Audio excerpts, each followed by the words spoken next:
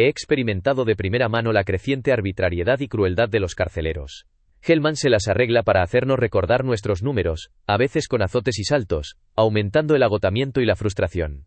Mientras Landry cede ante las ideas de Hellman, Burdan inicialmente parece adoptar una postura más neutral, pero finalmente se une a Hellman en sus tácticas sádicas. En una parada en el baño, los reclusos son sometidos a un procedimiento humillante e ineficiente, que está diseñado para desorientarlos y recordarles su posición subordinada. Se les da un tiempo limitado para orinar, y cuando Tom intenta explicarle su nerviosismo, los carceleros se niegan. Un recluso rebelde, Doug, desafía abiertamente la autoridad de los carceleros y es enviado al hoyo. A medida que avanza la noche, los carceleros inventan formas cada vez más sádicas de contar a los reclusos, infligiendo más castigos. La sensación de tiempo se distorsiona, y el agotamiento se vuelve insoportable. El sonido de los silbatos, a las 2:30 de la madrugada, provoca pánico y conmoción entre los reclusos. Los nuevos carceleros del turno de noche, Zeros, Bundy y Varnish, muestran una gama de reacciones. Zeros se siente incómodo con el uniforme, pero encuentra placer en el poder que le da. Varnish se preocupa por contribuir a la creación de un entorno deshumanizante. La búsqueda incesante de control y poder por parte de los carceleros crea un abismo entre ellos y los reclusos. El ambiente se vuelve cada vez más opresivo e insoportable, destacando la crueldad inherente a la estructura de la prisión. He experimentado una profunda inmersión en un mundo inquietante, marcado por el abuso, la tortura y la pasividad. He sido testigo del poder corruptor de la autoridad, el anonimato y la deshumanización. La conformidad con el grupo y la obediencia a la autoridad han demostrado ser fuerzas poderosas que pueden subyugar la conciencia individual, llevando a personas decentes a cometer actos atroces. La tortura se utilizó como una herramienta de control, bajo el pretexto de obtener información, pero en realidad fue una muestra de poder y crueldad. La desindividuación, el anonimato, erosiona los frenos inhibitorios, lo que lleva a comportamientos más destructivos y a la pérdida de la responsabilidad personal. La deshumanización, el despojo de las personas de su identidad y humanidad, facilita el tratamiento degradante y violento. La maldad por inacción, la pasividad de los testigos, es un tema profundamente perturbador. Los individuos que presencian o son conscientes de las injusticias, pueden ser cómplices, incluso sin participar activamente. El silencio o la inacción pueden ser tan poderosos como la violencia misma. Me he dado cuenta de que la naturaleza humana alberga el potencial, tanto para el bien como para el mal, y las circunstancias sociales juegan un papel crucial en la configuración de nuestras acciones. La complejidad de la mente humana permite rasgos contradictorios, convirtiéndonos en víctimas potenciales o perpetradores de atrocidades. Al reflexionar sobre estos temas inquietantes, reconozco la importancia de la conciencia, la empatía y la responsabilidad personal. Debemos desafiar la conformidad ciega, oponernos a la tortura y la deshumanización, y romper el silencio ante las injusticias. Solo cultivando una cultura de respeto, compasión y responsabilidad, podremos prevenir futuros horrores. Como participante en este extraordinario experimento, viví una transformación inquietante. Inicialmente, la idea de administrar descargas eléctricas a otros me llenó de aprensión. Sin embargo, el anonimato de nuestro grupo desindividuado y la distancia del interfono nos hicieron sentir aislados y libres de responsabilidades. Mientras las descargas se intensificaban con cada error, sentí una oleada de poder y dominio. Las víctimas a las que se nos había dicho que eran animales, se convirtieron en objetos de mi control. La compasión y la empatía que normalmente me guiaban se desvanecieron, reemplazadas por el impulso de castigar. Esta escalada de violencia refleja el inquietante potencial de las situaciones desindividualizadas para transformar a individuos en agentes de agresión. Cuando nuestra identidad y responsabilidad se diluyen, nuestros impulsos más oscuros y primitivos pueden tomar el control. El efecto del martes de carnaval, en el que los grupos se entregan a una conducta desinhibida, también destaca la naturaleza contagiosa de la desindividuación. Como parte de una multitud, es fácil sentirse anónimo y adoptar comportamientos que normalmente consideramos inaceptables.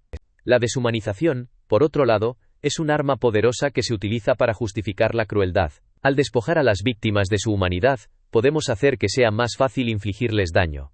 Las etiquetas de animales, cucarachas y turbantes son ejemplos horripilantes de cómo la deshumanización se utiliza para deshumanizar a grupos enteros. El poder de las palabras, los estereotipos y la retórica es innegable. Pueden utilizarse para elevar o destruir, para unir o dividir. La desindividuación y la deshumanización son procesos peligrosos que pueden conducir a la violencia, el genocidio y el sufrimiento humano. Debemos ser conscientes de estos procesos y esforzarnos por contrarrestarlos, promoviendo la responsabilidad personal, la compasión y el reconocimiento de la humanidad de todos los individuos. Al humanizar a otros y ser conscientes de nuestra propia desindividuación, podemos protegernos de las fuerzas que impulsan la crueldad y la injusticia. Como testigo de las fuerzas poderosas que moldean el comportamiento humano, he aprendido que la maldad no siempre se manifiesta en actos atroces. La inacción, la pasividad y la complicidad pasiva también pueden ser instrumentos de la maldad. La difusión de la responsabilidad nos hace menos propensos a actuar cuando vemos que otros están presentes. Deshumanizar a nuestras víctimas nos permite justificar nuestro daño hacia ellas. El condicionamiento cognitivo, como la propaganda, puede crear enemigos que despiertan nuestro odio y miedo, haciéndonos menos propensos a ayudarlos. Pero también somos vulnerables a la maldad por inacción. El efecto espectador nos paraliza, haciéndonos creer que otros intervendrán. La inmediatez y la presión pueden nublar nuestro juicio, impidiéndonos reconocer el sufrimiento ajeno. La institucionalización de la maldad, como en el silencio de las instituciones religiosas frente al abuso infantil, permite que las atrocidades persistan. La apatía y el miedo a involucrarse nos hacen cómplices de la injusticia. Entender la interacción entre las personas y las situaciones es crucial para prevenir la maldad. Las influencias situacionales pueden crear entornos que facilitan la crueldad. Reconocer nuestra vulnerabilidad ante estas fuerzas es el primer paso para desarrollar resistencia y salvaguardar nuestra humanidad. La humildad es esencial al enfrentar actos atroces. Reconocer que cualquier ser humano es capaz de cometer actos similares en las circunstancias adecuadas es un antídoto contra la arrogancia moral. Nuestro sistema de justicia debe considerar el papel de las fuerzas situacionales en el comportamiento delictivo. Solo mediante la comprensión de los complejos mecanismos que conducen a la maldad, podemos trabajar para combatirla y promover la bondad en su lugar. Como testigo de un experimento social poderoso, he descubierto el tremendo poder de las situaciones sociales sobre nuestro comportamiento. El experimento, que recreó un ambiente de prisión, reveló que las manzanas podridas no son las únicas responsables de la maldad. El cesto podrido juega un papel crucial. Las variables situacionales impusieron sus fuerzas sobre los participantes normales, convirtiendo a los carceleros en dominadores y a los reclusos en pasivos. La despersonalización, la privación y las presiones psicológicas indujeron un estado de indefensión aprendida, donde los individuos perdieron su identidad y voluntad. Sorprendentemente, incluso los carceleros buenos se vieron arrastrados por la situación, mientras que los reclusos que resistieron la opresión fueron atacados por sus compañeros. El análisis cuantitativo de los datos confirmó el impacto de las variables situacionales. Los reclusos que resistieron puntuaron más alto en dimensiones convencionales, mientras que los que se adaptaron habían obtenido puntuaciones más bajas.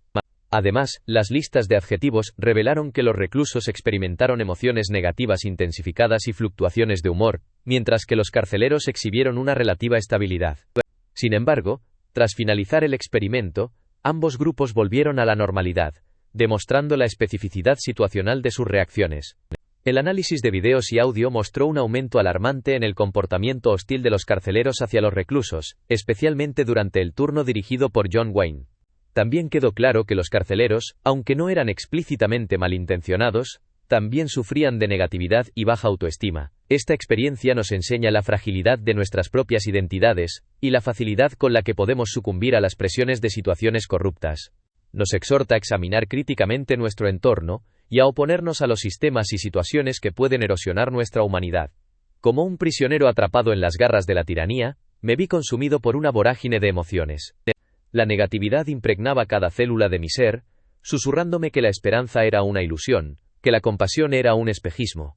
La interacción con aquellos que compartían mi celda se limitaba a las mezquinas trivialidades de la vida carcelaria, como si nuestros seres internos se hubieran atrofiado, reducidos a meros ecos de lo que una vez fuimos.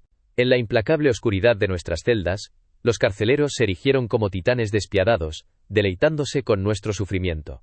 Su poder infiltró nuestras mentes, transformándonos lentamente en caricaturas de nosotros mismos. La virtud se convirtió en un espejismo, reemplazada por la pasividad y la indiferencia ante la angustia de nuestros compañeros. Como prisioneros, internalizamos el odio y el desprecio que nos rodeaban. Nos convertimos en sombras de lo que habíamos sido, aislados y desprovistos de la fuerza de voluntad para desafiar a nuestros opresores. La identificación con el agresor se convirtió en nuestro escape, un mecanismo retorcido de supervivencia que nos protegía del dolor insoportable de nuestra realidad. Pero había una tenue luz de esperanza en medio de la oscuridad. Doug 8612 Un compañero prisionero se rebeló contra la tiranía, un faro de valentía en un mar de desesperación. Su testimonio expuso el carácter artificial de nuestra situación, pero también la aterradora verdad de que incluso en situaciones temporales, el poder puede corromper y destruir. La experiencia de la prisión me enseñó una lección profunda sobre la frágil naturaleza de la psique humana. Incluso los más nobles de nosotros pueden verse influenciados por las fuerzas de la opresión y la deshumanización. Es esencial resistir la tiranía tanto física como psicológica, y luchar por la dignidad y la compasión, incluso en los momentos más oscuros.